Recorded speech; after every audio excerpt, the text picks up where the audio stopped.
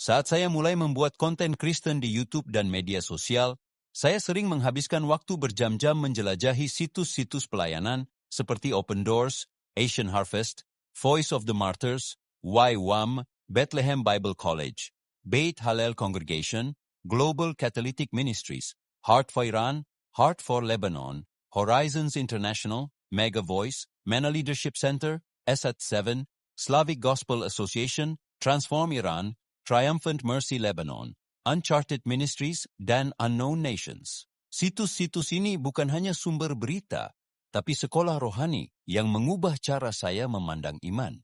Dari sana saya belajar banyak tentang gereja rumah, gereja bawah tanah di negara-negara yang menganiaya orang Kristen.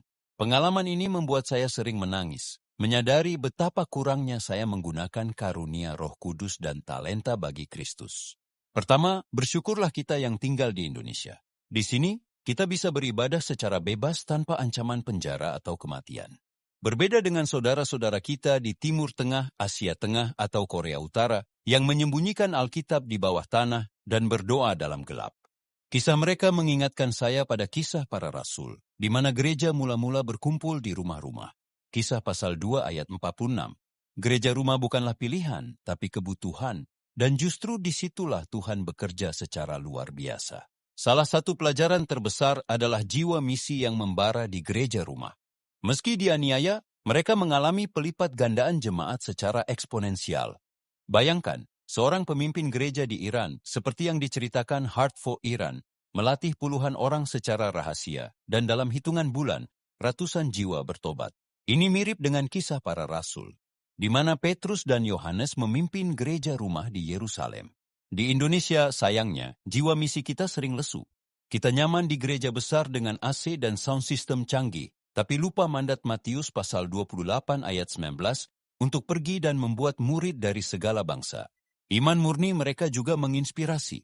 Saudara-saudara di bawah tanah rela mati demi Yesus, seperti yang dibagikan Voice of the Martyrs. Mereka tidak bergantung pada fasilitas, tapi pada kuasa Roh Kudus. Hasilnya, mukjizat demi mukjizat terjadi. Penyembuhan sakit, mimpi tentang Yesus, dan panen jiwa besar-besaran. Sering pula revival meletus secara spontan, seperti di Lebanon melalui Triumphant Mercy, atau di kawasan MENA via ESAT 7. Gereja bawah tanah bahkan mengirim misionaris ke daerah lain, lengkap dengan pelatihan kepemimpinan sederhana tapi efektif, seperti yang dilakukan MENA Leadership Center atau Uncharted Ministries. Gereja di Indonesia perlu mencontoh ini. Kita boleh belajar dari kenyamanan kita sendiri. Bangun gereja rumah kecil di lingkungan untuk doa dan kesaksian. Kembangkan jiwa misi melalui pelatihan sederhana, dan prioritaskan iman yang rela berkorban. Lebih dari itu, dukung saudara kita di negara teraniaya. Mulailah dengan doa harian untuk mereka. Kirim dana melalui organisasi terpercaya seperti Open Doors atau Asian Harvest. Ikut mission trip jangka pendek via YWAM, atau bahkan komitmen misi panjang.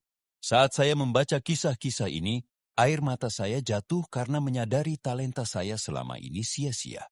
Tapi kini saya terpacu. Gunakan karunia Roh Kudus untuk kemuliaan Kristus. Mari, Gereja Indonesia, bangkitlah.